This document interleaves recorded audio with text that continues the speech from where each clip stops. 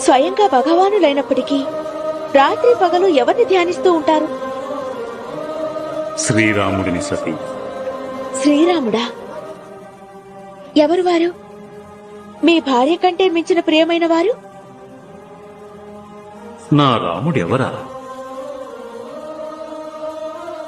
శ్రీరాముడి గురించి ఏమని చెప్పమంటావు?